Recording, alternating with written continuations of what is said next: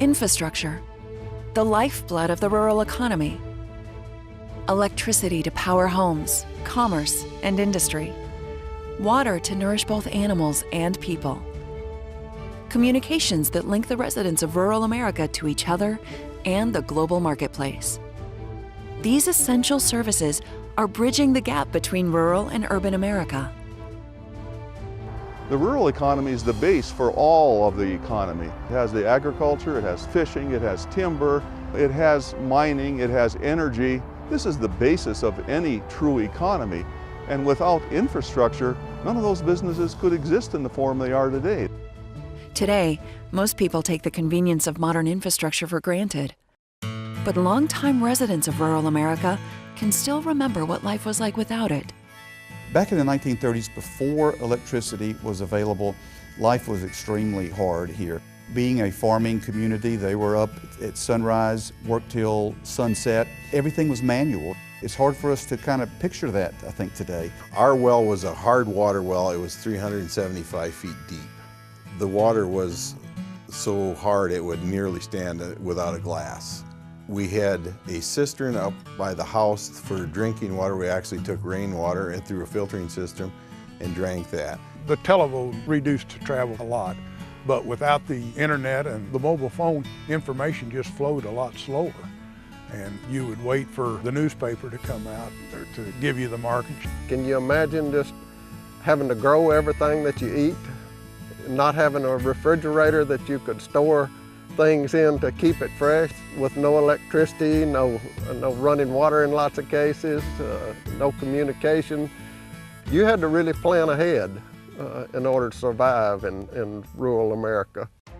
Today, cooperatives and other infrastructure providers deliver vital services that support American agriculture and other key sectors of the rural economy. I think the connectivity that Pioneer Communications provides to our customers allows our customers to be much more efficient. It allows our customers to accomplish a lot more. It allows our customers to spend less time with their business and more time with their families. We all carry a mobile phone, and we have it hooked into our irrigation system, so if a well goes down or if a sprinkler stops, we're notified immediately. The internet, a lot of business is conducted over that.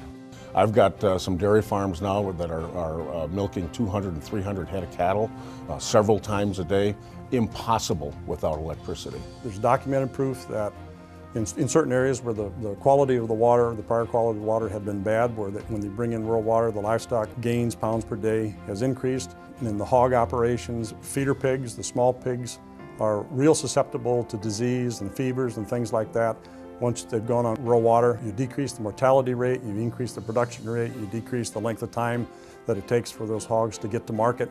Infrastructure is absolutely vital for the growth of businesses. The kinds of efficiencies gains that are being generated by our customers is really quite dramatic, and is completely transformed the productivity levels in their agricultural economy. It's not just businesses that are supported by infrastructure, it's also people. Rural infrastructure providers bridge the gap between urban and rural communities, delivering modern conveniences and a high quality of life. Back in the day before electricity and other rural services, really they were living in the dark ages out in the country. And the folks in the city had a big advantage over us in that aspect. Now we're part of the small world instead of on the outside looking in. I think rural infrastructure has done a really great job of providing the same opportunities in rural America that you find in urban America. If you've got a young person who's considering a career in agriculture, he's going to want to have the same quality of life that someone in the city does today. When people have access to clean water, dependable and reliable power, and strong communication systems and broadband, they are able to get the same type of lifestyle they would have if they lived in an urban environment. Rural infrastructure providers are investing heavily in the future.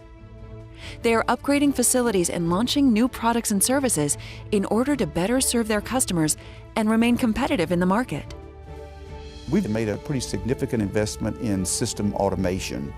And now when there's an outage, something happens, a tree falls, a car hits a pole, whatever it may be, these devices actually talk to each other today, and they reroute power automatically. So if we have an outage that may take 1,000 people and put them in the dark, these devices within a matter of seconds can restore 800 people's power and isolate the actual outage down to the area where our crew would need to respond and actually make a physical repair out there. It is absolutely clear that my members want Wright-Hennepin to be involved somehow in solar and other renewable energy. And we've got to deliver that to them, because if we don't do it, somebody else is going to. I think that the future really holds an immense amount of data, and an immense amount of data that we're going to be sending over a connected world.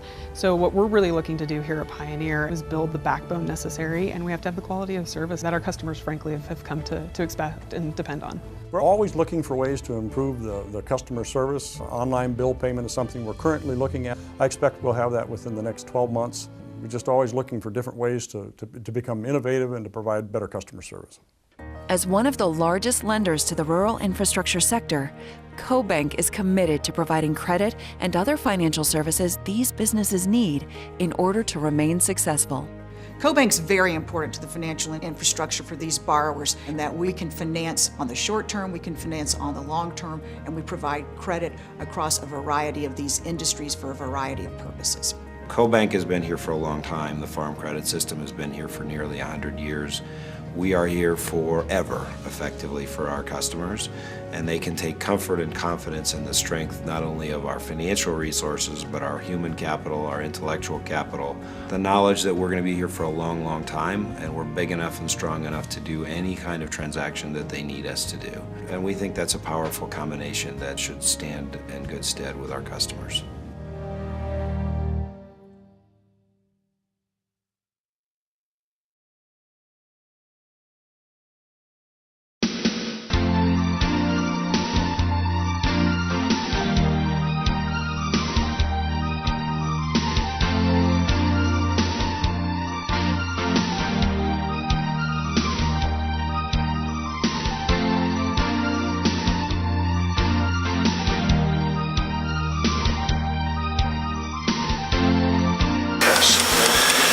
At first, I remember not having any street lights, and then we got a hold of, there was some street lights installed, and there was probably 20 street lights in the whole town, and they were in 60-watt bulbs, and they were mounted on poles that were cut over here in the Capitan Mountains. And every day, Anton Vega was a citizen here, and he'd get up and ride all around town on a horse and turn the lights off. And he'd ride around in the evening and on his horse and turn the lights on. No, other than it stopped the coal oil lamps and things like that and lanterns. This is something that we all should appreciate. Back in them days, it wasn't too good.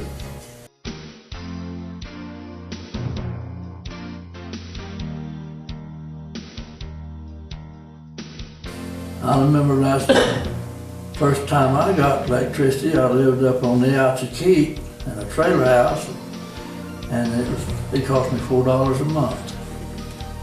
Well, yeah, it's just about the whole thing about it was just, it was unbelievable. It was so good and so wonderful. And then we could have a washer that we didn't have to didn't keep running out of gas and have to put some more in. The cooperative was incorporated in 1939. And if you think back about 1939, there was no television, no telephone, not much way to communicate. And I always reveled at how they got people together in those days, enough people to form the cooperative. And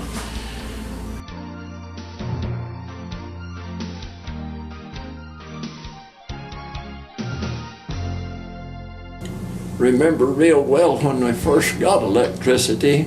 Thelma told the story about, you tell it about what Mother said to Dad. Or Dad said to Mother, however it was. Well, when they said, well, it's hooked up now, it's ready to go, and he said, I'll let you throw the switch, Ma.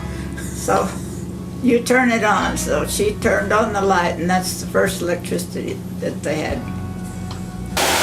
The first thing was to get power into people's houses. And of course, I was one of the first because my husband was the boss, you might say, of distribution. Being able to see at night, read a book.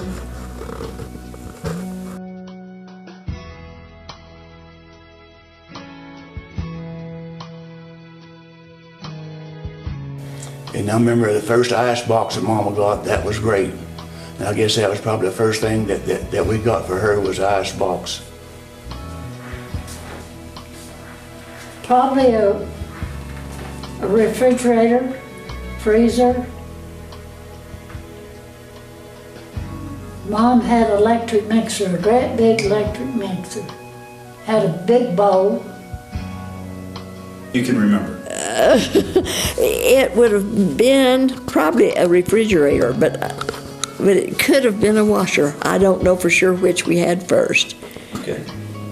At the Crosley, and there's only one burner that doesn't work. Yeah, it was a good appliance.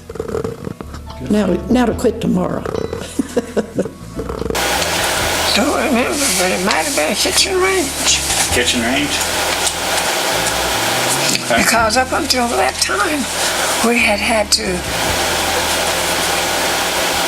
get wood from somewhere.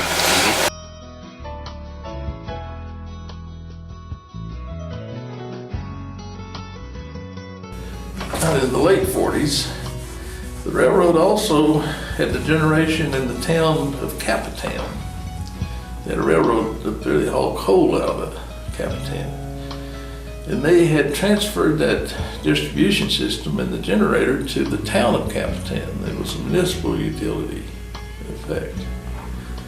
And so sometime in the late 40s, Capitan came to the cooperative and wanted to know if they'd take that over too, which we ultimately did.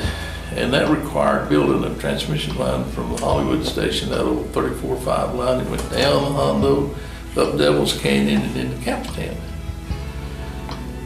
That gave Capitan a firm source of power. One of the interesting things about that Capitan deal was the whole generator was housed in a sheet metal building right on the main street. And of course that went with the acquisition. The co-op owned that building, still Mason. We don't own it now, but owned it for a long time. We used it for a warehouse. The old generators were in there for a long time. They finally sold them for scrap. But when they got that Capitan system, we still were running the generators, and there was a young fella sleeping in the back of that power plant. I don't think he was an orphan, but that's where he stayed, and he cleaned up around there. They let him stay there, and I think he probably tended to the generators at night. And that's where we got Buddy Guthrie. Buddy just went to work for the co-op and that's the only job he ever had till he retired. Wow. We all should be thankful that we got electricity.